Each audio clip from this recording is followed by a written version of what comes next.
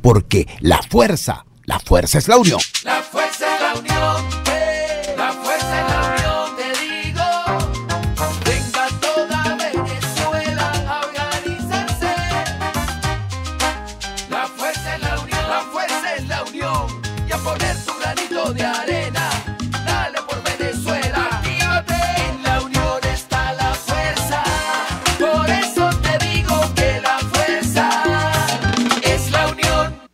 Muy buenos Venezuela, bienvenidos todos a este su espacio. La Fuerza de la Unión, una tribuna abierta de la sociedad democrática venezolana para compartir con todos ustedes, más allá de cualquier distingo puntual, partidista o ideológico, la angustia, la preocupación, la justa indignación por lo que hoy está ocurriendo en nuestro país y también la certeza, la confianza, la esperanza de que trabajando juntos, de que remando unidos en la misma dirección, seremos capaces de construir la Venezuela de trabajo y respeto, la Venezuela con alimentos y con medicinas, la Venezuela con democracia y con libertad, que todos necesitamos y que ciertamente todos merecemos. Hoy iniciamos esta madrugada del jueves 22 de noviembre con una indignación, dos alegrías y una preocupación. La indignación tiene que ver con que ayer el régimen del señor Nicolás Maduro, se le ocurrió celebrar el Día del Estudiante reprimiendo estudiantes.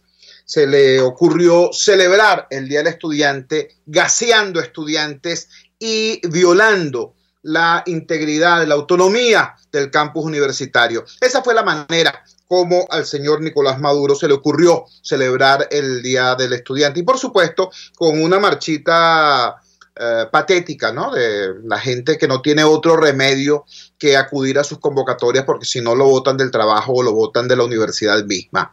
Esa fue la situación. Bueno, ahí están las gráficas ciertamente indignantes, conmovedoras, de los estudiantes agredidos por la fuerza pública. Esa misma fuerza pública, por cierto, que es incapaz de defender la integridad del territorio venezolano ante los embates de la guerrilla colombiana. Esa misma fuerza pública, por cierto. Entonces, esa es la indignación. Las dos alegrías tienen que ver con lo siguiente. Por un lado, Susana Rafali, defensora de los derechos humanos, experta en la atención nutricional en situaciones de emergencia y crisis a nivel mundial, fue galardonada como lo que es, pues, como defensora de los derechos humanos por una distinción importante que confieren, entre otros, el gobierno de Alemania. Ya ayer se produjo el reconocimiento a Luzmeli Reyes, directora de Efecto Cocuyo. Anteayer estábamos hablando del reconocimiento a María Corina Machado y a Valentina Quintero. Es ciertamente, junto con los premios recibidos por nuestros colegas que están en el ámbito del periodismo electrónico, interesante ver cómo en medio de la crisis hay valores venezolanos que destacan en el mundo y que de esa manera son reconocidos. La otra alegría de la madrugada de hoy tiene que ver con la información, aún por confirmar, pero a todas luces cierta, de que Fred Madares y Rey Andrade, comillas, se fugaron de la prisión 26 de julio en el estado Guárico. Digo comillas, se fugaron, porque resulta que Fred Madares y Rey Andrade son nada más y nada menos que los dos efectivos de Polichacao que quedaban presos del régimen de Maduro, a pesar de tener una boleta de excarcelación emitida por un tribunal venezolano de forma válida desde hace más de un año en su poder. Es decir, desde hace más de un año, los tribunales venezolanos ordenaron al gobierno liberar a estas personas. Bueno, liberaron a todos los demás y a estos dos los dejaron presos, los dejaron secuestrados. ¿Entiende? Bueno, la información que tenemos, la información que ha circulado, es que estas personas lograron evadirse de esa prisión. Y fíjense ustedes lo curioso del asunto, ¿no? No podríamos decir, nadie puede decir en rigor que estas personas son prófugos de la justicia, ¿no? Estas personas hicieron justicia, ejecutaron una orden judicial que el gobierno se negó a ejecutar. Quienes están fuera de la ley son los carceleros. Quienes están prisioneros de manera injusta están, si es cierto, lo de la evasión, que repito, a todas luces parece serlo, estarían simplemente ejecutando un dictamen de un tribunal. Bueno, esta es la segunda alegría del día. La preocupación tiene que ver con lo siguiente. Señores, hay un cierto morbo en la oposición venezolana, y no me refiero solamente a su dirigencia, me refiero incluso a nosotros, los ciudadanos, me refiero a la gente que hace uso de las redes, sean periodistas o no. Hay un cierto morbo, repito, en la oposición para convertir en derrotas incluso las victorias o las oportunidades. ¿Por qué me refiero a esto? Bueno, me refiero porque un tribunal norteamericano acaba de poner en bandeja de plata a la oposición venezolana la posibilidad de despellejar desde el punto de vista ético al régimen. Sí, los dictámenes judiciales en el sur de la Florida contra el ex tesorero de la nación y la denuncia contra un empresario venezolano muy vinculado al oficialismo, el señor Raúl Gorrín, entre otras, por cierto, plantea la posibilidad cierta de un escrutinio acucioso de lo que está ocurriendo, del saqueo de que ha sido víctima nuestro país. En lugar de ello, chico, increíblemente uno ve cómo hay gente que incluso esta ocasión, repito, para despellejar desde el punto de vista ético y moral al oficialismo, bueno, lo utilizan para sus pequeñas venganzas en la oposición, ¿no? Que si para sacar una foto de un evento público donde estaba el señor Gorrín y aparece también tal o cual dirigente de la oposición y decir, ah, mira, este también es un enchufado. Ese tipo de, repito, miserias mínimas. Eso está ocurriendo hoy. Porque yo creo que alguna gente ya se acostumbró más a pelear entre ellos que a pelear con el gobierno. En todo caso, me interesa mucho destacar en esta madrugada el trabajo de gente que sí ha estado haciendo lo que hay que hacer. Me refiero a la Comisión de Contraloría de la Asamblea Nacional. Ellos, mucho antes, por cierto, que se produjera este dictamen de este tribunal norteamericano, han venido emitiendo información y exigiendo investigación de estas y otras irregularidades. Voy a compartir con ustedes de inmediato la entrevista que ahora más temprana realizamos al diputado Freddy Superlano, presidente de la Comisión de Contraloría de la Asamblea Nacional. Vamos a conversar de inmediato con el diputado Freddy Superlano. Freddy Superlano es dirigente nacional del Partido Voluntad Popular, es presidente de la Comisión de Contraloría de nuestra Asamblea Nacional y es representante del pueblo de Barinas ante ese parlamento, ante nuestro parlamento. Freddy Superlano sucede en la presidencia de la Comisión de Contraloría a Freddy Guevara, dirigente de Voluntad Popular, que como todos sabemos está en la inconstitucional condición de perseguido político y por ello se encuentra prácticamente en condición de huésped, por no decir asilado, en la Embajada de Chile.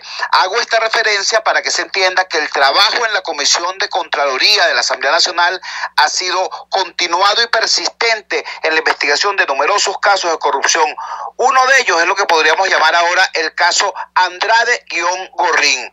Estos dos apellidos han copado numerosos titulares en la prensa de Venezuela y del hemisferio a propósito del dictamen de un tribunal en Estados Unidos que abrió una investigación, detuvo a Andrade, señaló a Gorrín como presunto implicado en operaciones escandalosas de lavado de dinero, pero es justo recordar que nuestra Asamblea Nacional desde hace bastante tiempo está trabajando sobre este tema ante la mirada displicente del gobierno venezolano. Por eso tenemos en línea de inmediato a Freddy Superlano. Freddy, gracias por atender nuestra llamada madrugadora. ¿Qué nos puedes decir del origen, desarrollo y estado actual de esta investigación?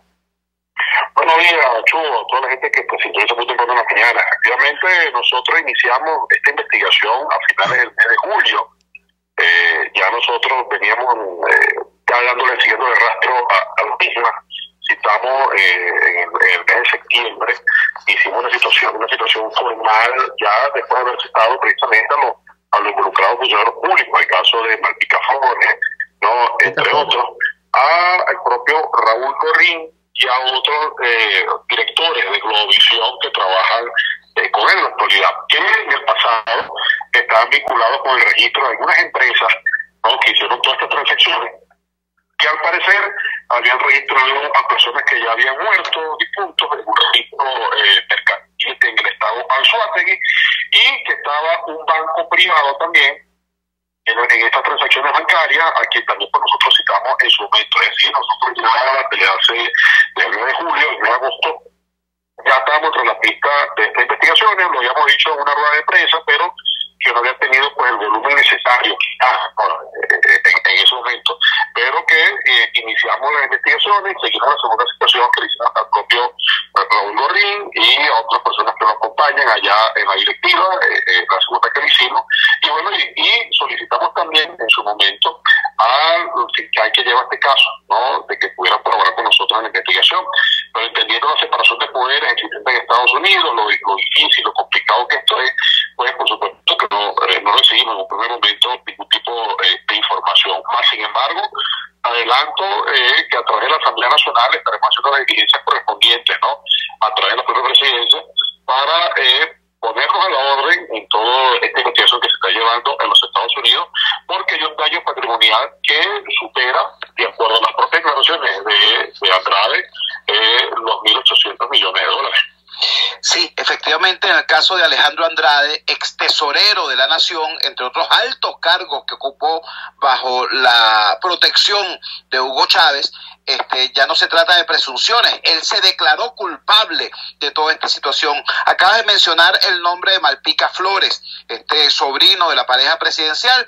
El también dirigente de Voluntad Popular, Carlos Tablante, ha señalado que en el caso del tema de Raúl Gorrín, habría tenido relación con los tesoreros de la Nación que se sucedieron en el tiempo, el caso de Alejandro Andrade, el caso de la ex enfermera de Chávez que terminó siendo también tesorera de la Nación, y el caso de Malpica Flores. ¿De qué manera la Comisión de Contraloría de la Asamblea Nacional ha visto esta sucesión de tesoreros que, en lugar de resguardar al Tesoro de la Nación, están al parecer incursos en este tipo de prácticas? No, bueno, le han hecho un daño enorme, un daño patrimonial a la Nación. Nosotros calculamos, Chugo, que el daño que se le ha hecho al Estado venezolano, al país, en estos 20 años de gobierno sostenido de esta revolución, está superando los 400.000 millones de dólares. Y hay algunas investigaciones, nosotros estamos tratando de poder contabilizar, de poder puntualizar el daño que se le hizo por esta vía de préstamos en bolívares a PDVSA, y PDVSA pagaba en dólares, ¿no? Que era como estos señores pues estaban haciendo este lavado de dinero. Nosotros calculamos que pudiera llegar, y no queremos nosotros ser escandalosos en la cifra, pero algunos hablan de que esto pudiera superar los 30.000 millones de dólares. Cuando Andrade reconoce que él recibió soborno por encima de los 1.000 millones de dólares, entonces uno puede más o menos calcular de cuánto podrá haber sido, en este caso, el daño patrimonial que se hizo a la Nación con este control cambiario que se aplicó en el año 2003 y que ha traído todo pues un daño a la Nación, sobre todo cuando vemos cómo se encuentra el país en ruinas totalmente en el tema de la salud y entre otras cosas, ¿no? Por ejemplo, en el interior del país, en el caso de los sitios olímpicos, domésticos, con problemas energéticos, producto de la corrupción galopante, que desde este año, desde el año 2003, a la fecha pues se ha mantenido en el gobierno del país. Estamos conversando con el diputado Freddy Superlano, presidente de la Comisión de Contraloría de la Asamblea Nacional. Freddy, hay otro aspecto que ustedes han tocado en la comisión y que a nosotros como comunicadores y como ciudadanos nos preocupa mucho en un país donde el gobierno ha desconocido todos los instrumentos institucionales para hacer control de gestión, en un gobierno que incluso tiene la situación de hostilidad, de no reconocimiento a la Asamblea Nacional. El único mecanismo de control ciudadano sobre la gestión sería la opinión pública, serían los medios de comunicación. Sin embargo, también allí el gobierno ha desarrollado estrategias para apropiarse de manera directa o indirecta de diversos medios. Ustedes han tocado el tema de la vinculación entre la corrupción y la incertidumbre sobre la propiedad real de algunos medios de comunicación muy importantes. Es el caso de Últimas Noticias, es el caso del diario El Universal y ahora el caso del canal cuyo propietario es el señor Raúl Gorrín, el caso de Globovisión. ¿Cuál es el planteamiento de la Asamblea Nacional, de la comisión que tú presides en relación a este tema? ¿Cómo debe procesarse y resolverse este tema? Porque, repito, son los ojos y los oídos de la sociedad venezolana. Mira, es un caso muy particular. Esos medios de comunicación, su compra es bastante oscura, no está clara, sobre todo ahora donde hay una acusación penal bastante grave de lavado de dinero de estos señores que son los potentados ahora empresarios de los medios de comunicación.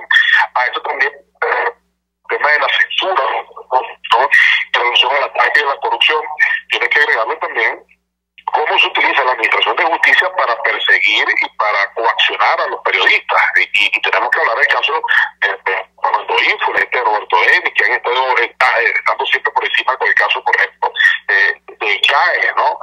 Y de otros periodistas a quienes se les ha retenido, eliminado el pasaporte, prohibición de salida del país, entre otros más. La denuncia que han hecho a la comunicación, por ejemplo, el Nacional, y se le mantiene pues una espada de Damocles en todo este entramado judicial. Es decir, es toda una red sistemática de corrupción amparada no solamente en estos empresarios, sino en la Administración de Justicia.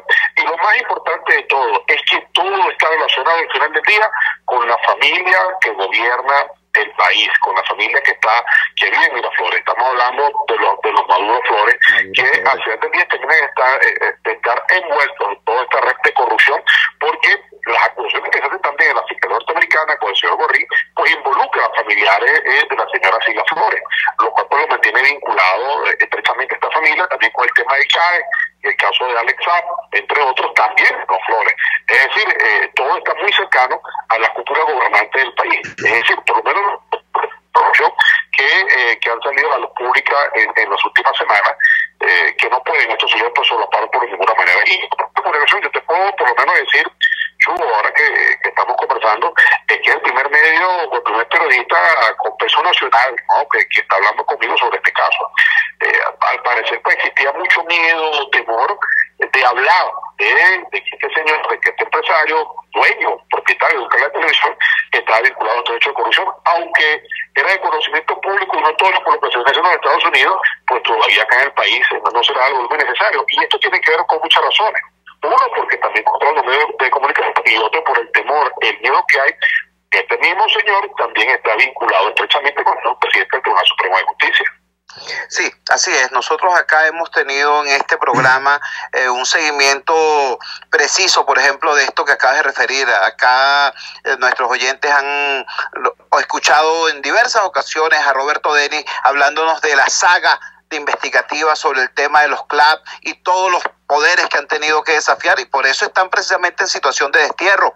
Pero bueno, ese es el trabajo que tenemos que hacer. Finalmente, estamos conversando con Freddy Superlano, presidente de la Comisión de Contraloría de la Asamblea Nacional. La comunidad, la sociedad venezolana e incluso la comunidad internacional podría esperar en los próximos días algún informe de la comisión que presides a propósito de estos temas.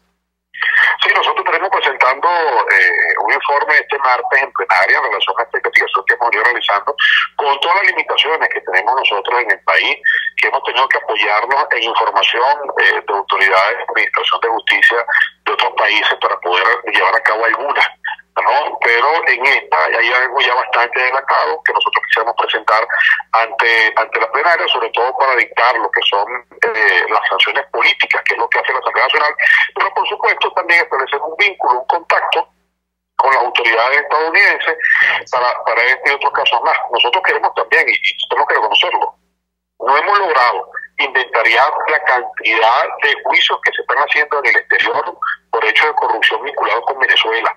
Y esto pues está muy estrechamente vinculado con una ley que también vamos a presentar el próximo martes, que es la ley de recuperación de activos, que inició Freddy Guevara en su momento, que Juan Guaidó también le dio la continuidad, y que nosotros la llevamos hoy, después de una consulta pública el próximo martes, ya a la segunda discusión de los 116 artículos que tiene que ver de cómo los venezolanos en un futuro vamos a recuperar parte de ese dinero que estos señores robaron, estos señores saquearon del país para invertirlo en la recuperación de Venezuela y actividad.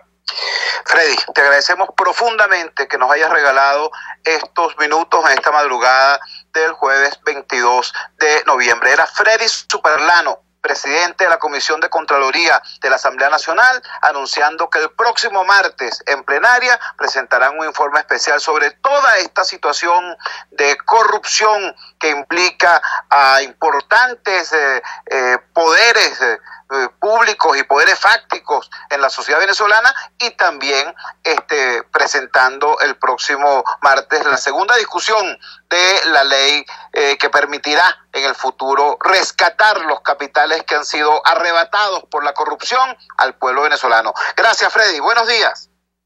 Gracias a ustedes por la invitación. Un fuerte abrazo. Bueno, hemos escuchado la entrevista exclusiva que para la Fuerza es la Unión, para Radio Caracas Radio, brindó el presidente de la Comisión de Contraloría, Freddy Superlano. Esto es información pertinente, esto es información caliente, esta es información muy grave, muy grave, y es, repito, una muestra de lo que tiene que ser el trabajo verdadero de un demócrata en una circunstancia como esta. Mientras otros están, repito, en el inexplicable show, en la inexplicable práctica de sacarse las tripas los unos a los otros en el ámbito de la oposición, hay opositores, hay demócratas que están haciendo el trabajo que tienen que hacer, no solamente para beneficiar su sector político, sino para beneficio del país, para beneficio de la salud republicana, para beneficio de la decencia. Uno de esos ejemplos son estas personas que están trabajando desde hace tiempo, por cierto, en la Comisión de Contraloría de la Asamblea Nacional. Vamos a la siguiente pausa comercial y ya regresamos con muchísimo más de La Fuerza. La Fuerza es la Unión. Usted escucha Unidad, La Fuerza es la Unión, con Chuo Torrealba por RCR 750 AM. Puedes seguirnos en nuestras redes sociales. En Twitter, @RCR750, la radio que se ve. En RCR somos vanguardia. Toda la programación de tu RCR también la puedes seguir a través de la internet. Audio y video en tiempo real, noticias y mucho más. No te pierdas ni un segundo de nuestra programación. No hay excusa ni cadena que valga para que dejes de escucharnos. Ingresa a rcr.tv, la radio que se ve. A mitad de tarde, disfrute de una amena tertulia, acompañada del análisis preciso del acontecer nacional e internacional. La Linterna, con Diego Bautista Urbaneta. Relájese al son de buena música, participe y forme parte de este espacio. La Linterna, de lunes a viernes, a partir de las 2 de la tarde, por RCR 750 AM. Moisés Naim en Efecto Naim. Hola, soy Moisés Naim desde Washington. Conéctese a rcr.tv. También nos puede seguir por @Efecto Naim en Twitter. Y estamos en Facebook y en Instagram. Y no olvide que puede disfrutar todos los contenidos del programa cuando usted quiera, suscribiéndose a nuestro canal de YouTube. Nos vemos en la radio. Los miércoles y viernes a las 7 de la noche. Solo por RCR 750 AM. Opinión, ideas en debate. Usted escucha a Chuo Torrealba en Unidad, La Fuerza es la Unión, por RCR.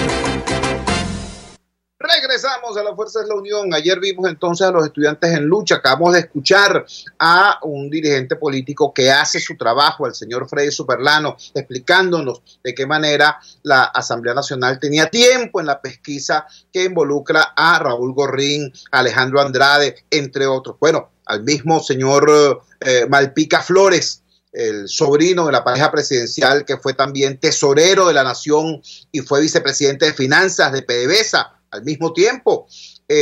Bueno, hemos escuchado todo eso. Ahora vamos a hablar con otro sector, con representantes de otro sector del pueblo venezolano en lucha, como son los trabajadores. Yo debo confesar, ayer tuve una sensación extraña viendo un periódico caraqueño, uno de los pocos que sobreviven, que al referirse a una protesta de los trabajadores, en este caso de la Cancillería, ponían como titular: y sigue la cantaleta.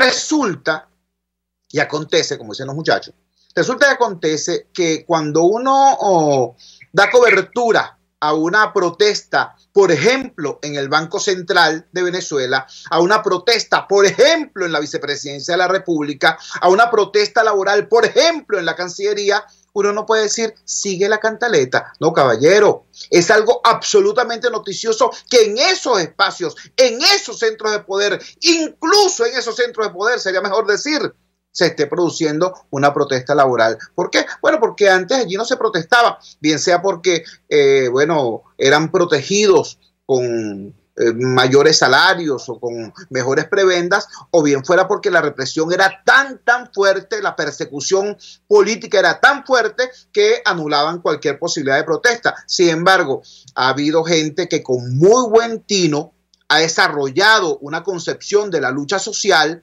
y de la lucha política que ha permitido que a este proceso de lucha se incorporen incluso las personas que estaban más allá de la frontera del chavismo y estén incorporados hoy en una sola trinchera de lucha en defensa de los derechos laborales y en defensa también de los derechos políticos de los venezolanos.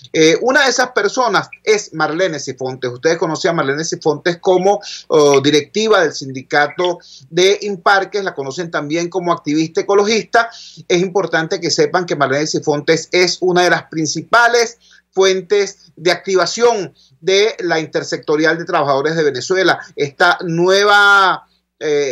nuevo espacio, esta nueva articulación de las luchas de los trabajadores venezolanos. Para hoy, jueves 22, está previsto un conjunto de luchas motorizadas por la Intersectorial. Por eso vamos a conversar de inmediato con Marlene Sifontes. Marlene, muy buenos días. En primer lugar, por favor, háblanos de tu espacio base, de tu espacio inicial, que es Imparques. Y luego quisiéramos que nos refirieras en qué podrían consistir estas jornadas de lucha previstas para el día de hoy. Te escuchamos.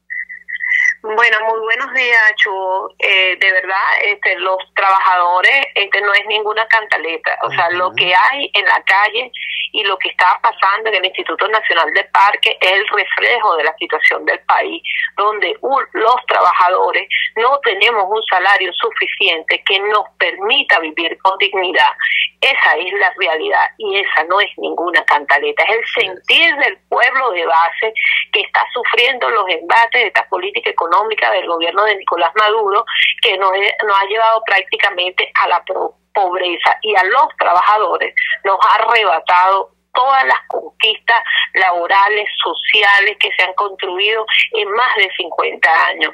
Entonces, por lo menos en el Instituto Nacional de Parques estamos viviendo una situación dramática, porque los trabajadores, comenzando que lo que nos están pagando semanal no alcanza ni siquiera para medio cartón de huevo, porque lo que está cobrando el personal es desde 400 bolívares a 550 bolívares soberanos, y eso no alcanza para nada. Sí. Y si a eso le sumamos que los trabajadores del Instituto Nacional de Parques tienen 3 años sin recibir dotación de uniformes y equipo, ya es normal ver en el Parque del Este, aquí en Caracas, porque si vamos a la región es muchísimo peor, pero aquí tú vas al Parque del Este y ves a nuestros obreros trabajando en cholas, porque no tienen recursos, porque no le entregan la dotación y porque el salario no le permite eso. Entonces,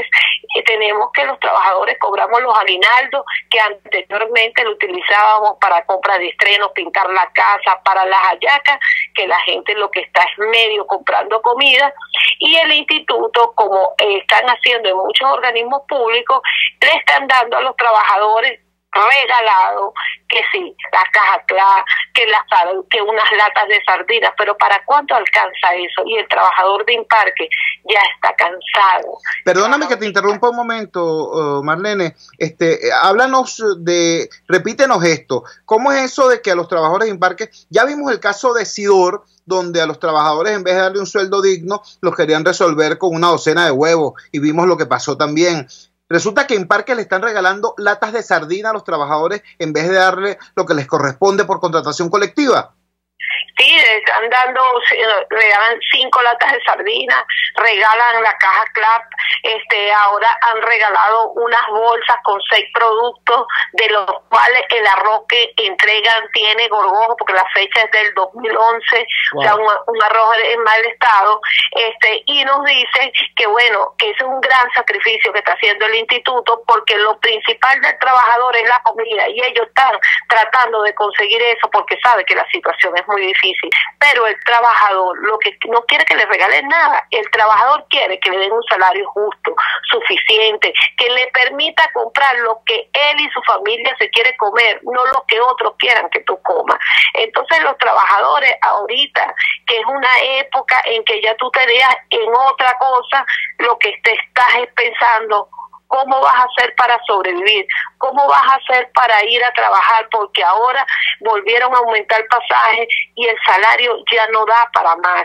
Y entonces tienen aquí en Caracas, en el Parque del Este, donde están los trabajadores acudiendo a trabajar en Chola, están montando el gobierno su feria de turismo con cualquier cantidad de cosas que pusieron ahí en el Parque Bolívar, ¿verdad? Que tú ves que es un gran derroche de dinero, una tarima de como esos conciertos que ponen de los grupos extranjeros, un derroche de dinero ahí cerquita, en el mismo Parque del Este, y la basura que están sacando del Parque Bolívar para poner su feria, se la están llevando al taller del Parque del Este, donde los trabajadores comen, donde los trabajadores descansan en su hora de almuerzo, luego que se hizo una lucha para que sacaran del taller toda la basura que ahí ponían, bueno, para que todo quedara bonito, entonces los camiones están trasladando todos los desechos del Parque Bolívar que pertenece a la Gobernación de Miranda al Parque del Este. Esa es la situación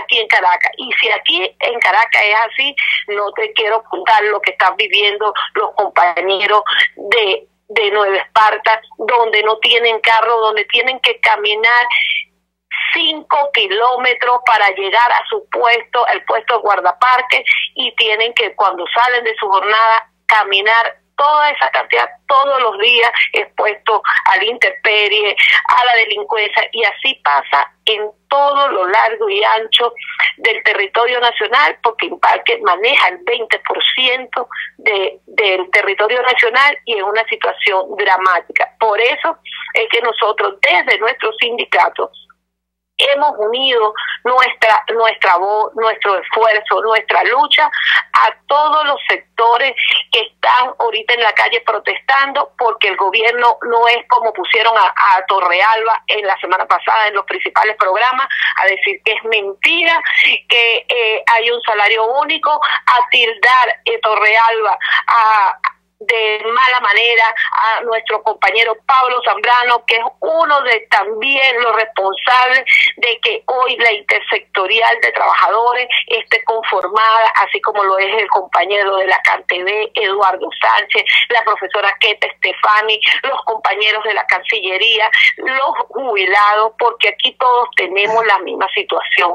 Estamos pasando hambre, el salario no alcanza. Este gobierno que se dice que es un gobierno obrerista, no es obrero, le quitó todos los beneficios a los trabajadores, y no solo a los trabajadores, ponen humillación a los jubilados para darle una caja donde una pensión no le alcanza, como lo que le pasa a los jubilados de Imparque, que hoy el director de Recursos Humanos asume que Imparque no tiene papel para imprimir, para poderle dar a los que recién salen jubilados la 1400 para tramitar la jubilación ante el Seguro Social. Entonces, en eso los trabajadores preocupados, cansados, que el gobierno siga vulnerando los derechos, entonces nos unimos en intersectorial de trabajadores, y hoy habrá protesta en los centros de trabajo manifestando nuestro desacuerdo a la tabla única implementada en el gobierno por su instructivo, que no se les olvide que Jorge Rodríguez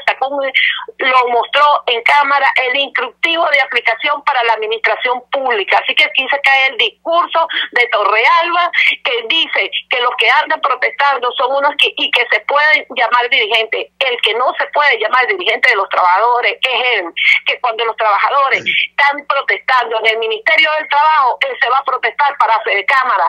Ya él no es dirigente sindical, ya él lo que está defendiendo es las políticas antiobreras de un gobierno que tiene al pueblo pasando hambre. Marlene, queremos agradecerte profundamente que nos hayas regalado estos minutos. Se trata de Marlene Cifontes. Ella es dirigente nacional de la Intersectorial de Trabajadores de Venezuela y es representante del sindicato de Imparques. Nos dio una perspectiva en profundidad de lo que está ocurriendo en el Instituto Nacional de Parques. Yo quiero insistirle a la audiencia en lo siguiente. Cuando uno escucha Imparques, sobre todo los caraqueños, se imaginan de inmediato el Parque del Este, ¿no? Imparques tiene bajo su rectoría casi el 20% del país, todo lo que son los parques nacionales, monumentos naturales y las llamadas ABRAE, las áreas bajo régimen de administración especial. La inmensa mayoría, casi el 100% de las fuentes de agua, de los manantiales, de los nacientes de los ríos, están en esos parques nacionales. Es decir, una correcta gestión de Imparques impacta de manera directa en la calidad de vida de usted que me está escuchando. No se trata entonces de limpiar o no limpiar la entrada del Parque del Este. Se trata de un problema de talla nacional. Bueno, de todo eso nos estaba hablando Marlene Cifontes y de cómo esta lucha, gracias a Dios, ha excedido de aquellos movimientos sindicales de base que siempre estuvieron, digamos, en una onda crítica frente al gobierno, y hoy por hoy son todos los trabajadores, incluyendo los trabajadores que han estado en tradicionales reductos del oficialismo, como el Banco Central de Venezuela, como la Cancillería, como la Vicepresidencia de la República, como el Canal 8, los trabajadores del Canal 8, que están protestando contra el gobierno, protestando contra la tabla salarial impuesta por el paquete madurista y defendiendo el derecho a la contratación colectiva. Esto es muy importante, sobre todo porque, como bien decía Marlene Cifontes, ha sido tan dura la presión ejercida por la protesta laboral, ha sido tan evidente que se le están volteando los pocos trabajadores que le quedaban al gobierno, que empezaron a sacar los espantajos estos, los vendidos, ¿vale? Los tracaleros, los sujetos estos que son básicamente rompehuelgas, ¿no? Al servicio del régimen. Entonces los están paseando por los canales de televisión y por las emisoras de radio diciendo que no, que todo está perfecto, que los trabajadores están contentos porque en Sidor le dan 4 huevos o en Imparques le regalan 2 latas de sardina. No, señores, ustedes escucharon, deben estar felices porque le están dando un arroz vencido en el año 2011, imagínate tú. Eso es lo que están diciendo estos sujetos que presumen ser dirigentes sindicales del oficialismo. Frente a ellos se ha levantado un sólido muro, el muro de los trabajadores venezolanos, representados hoy en la Intersectorial de los Trabajadores de Venezuela. Vamos a la siguiente pausa comercial y ya regresamos con muchísimo más de La Fuerza. La fuerza es la unión. Les estamos presentando Unidad, la fuerza es la unión, solo por RCR 750 AM. Puedes seguir nuestra programación a través de rcr.tv, la radio que se ve. Cauchera Fran Luis te ofrece cauchos nacionales e importados de las mejores marcas y en todas las medidas, al mayor y de tal. Para mayor información visita @Cauchera San Luis en Twitter, Instagram y Facebook. O llama al 0412-815-6712. Cauchera Fran Luis, tu mejor opción. En RCR somos vanguardia. Toda la programación de tu RCR también la puedes seguir a través de la internet. Audio y video en tiempo real. Noticias y mucho más. No te pierdas ni un segundo de nuestra programación. No hay excusa ni cadena que valga para que dejes de escucharnos. Ingresa a rcr.tv, la radio que se ve.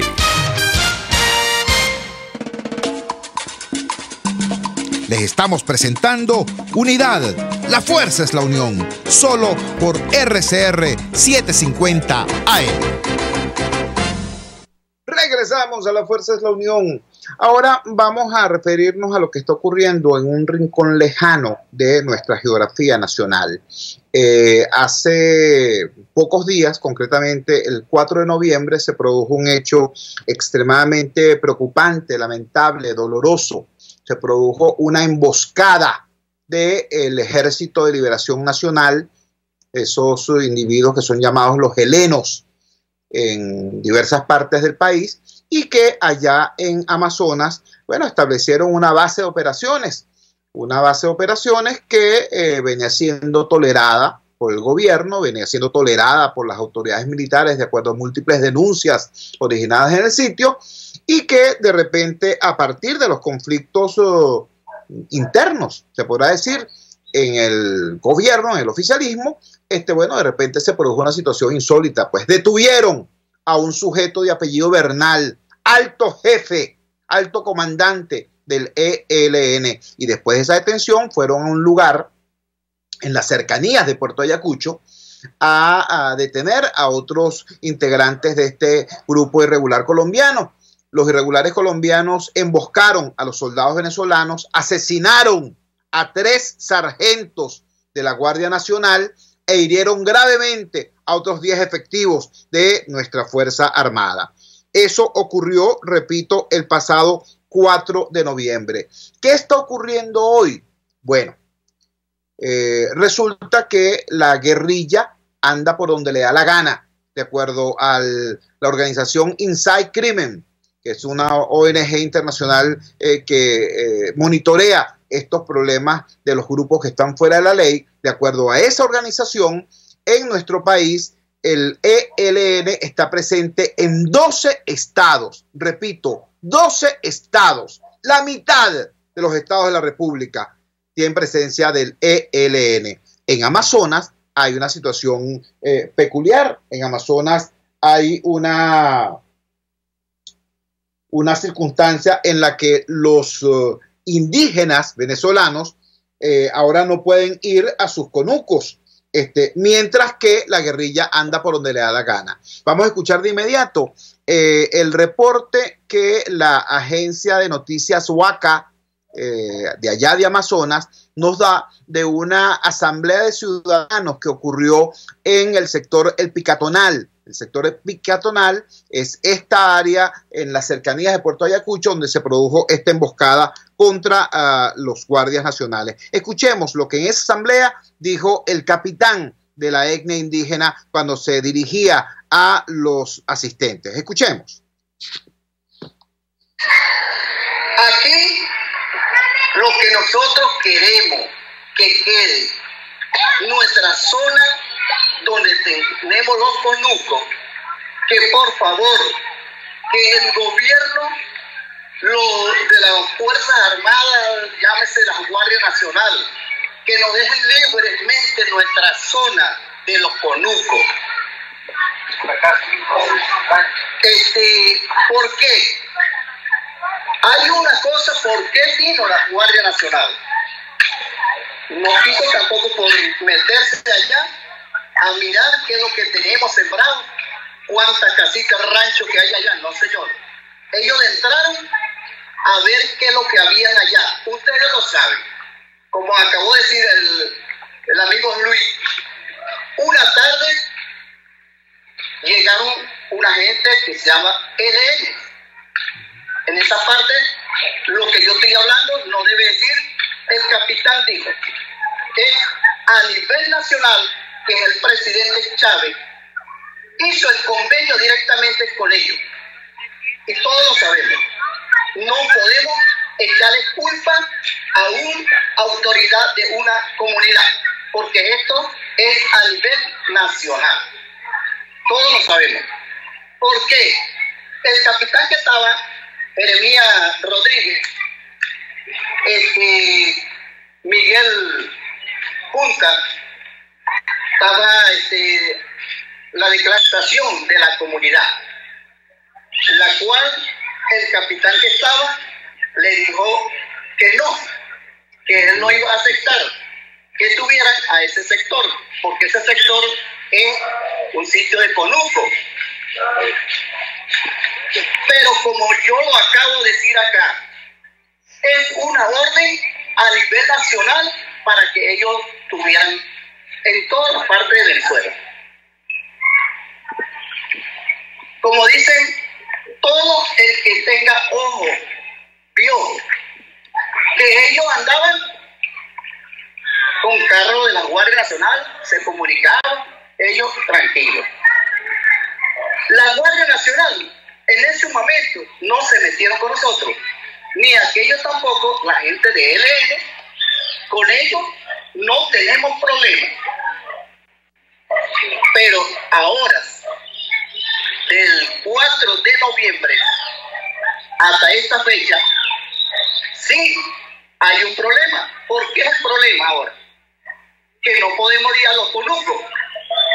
Nosotros que cultivamos, producimos el mañoco, el casabe y etcétera. Ahora andamos comprando de Puerto Ayacucho para acá. Lo que nosotros queremos.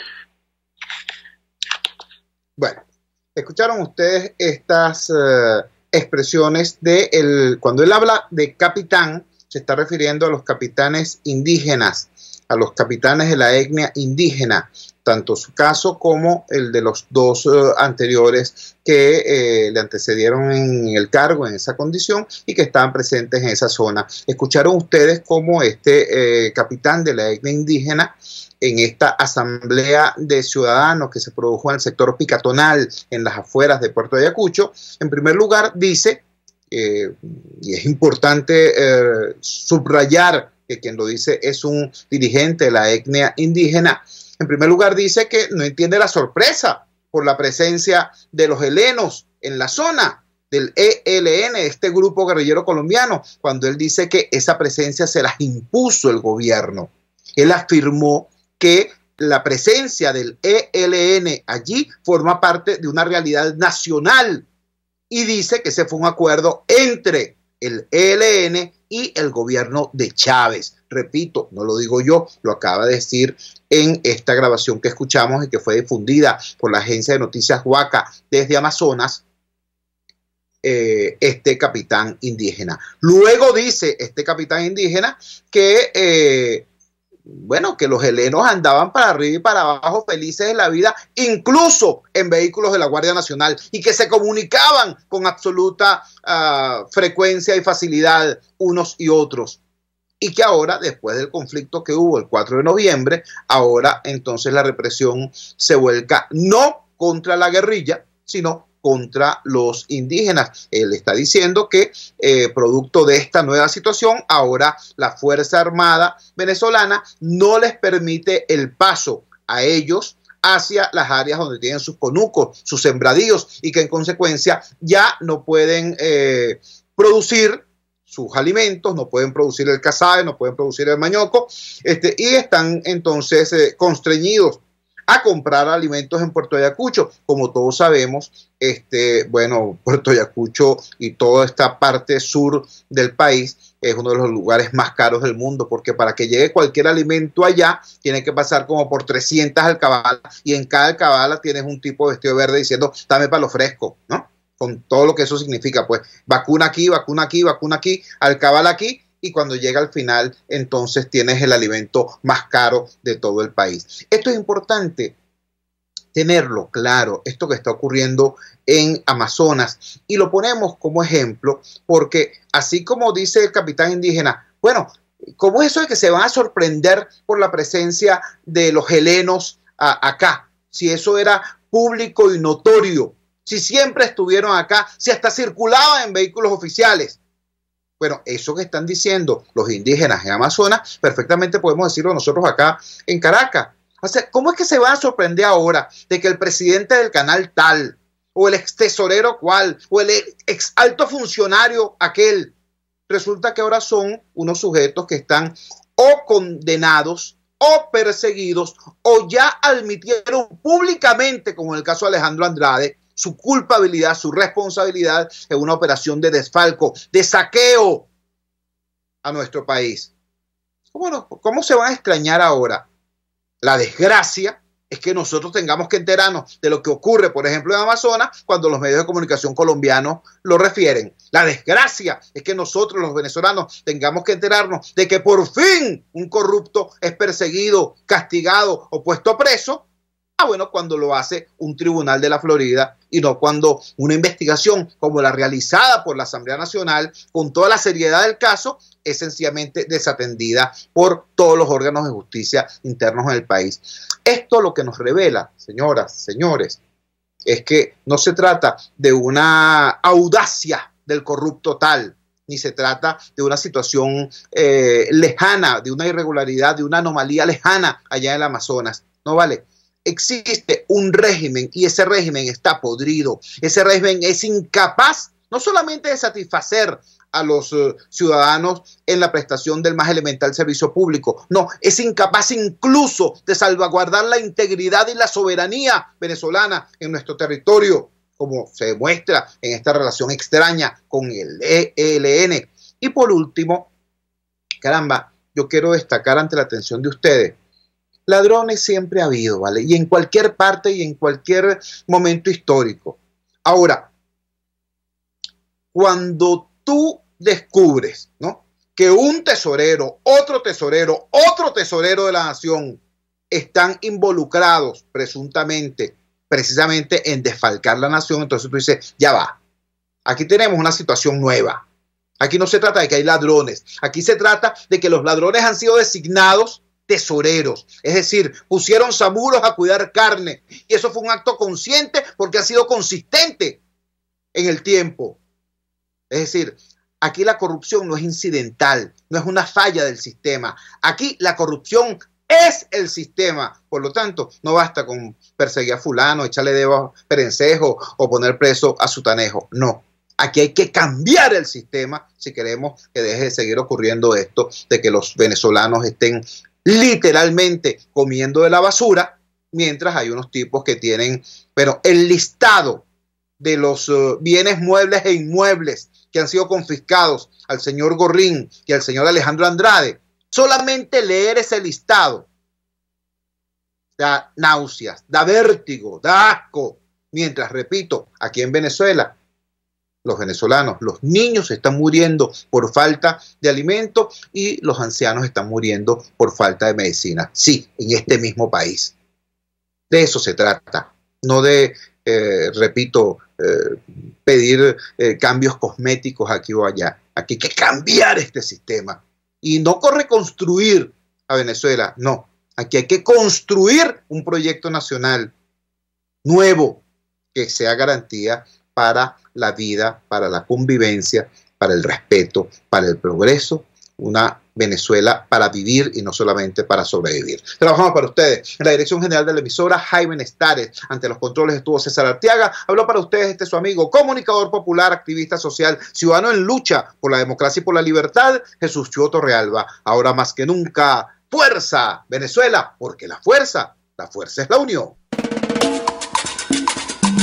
RCR presentó Unidad, la fuerza es la unión, con Chuo Torrealba, solo por RCR 750 AM.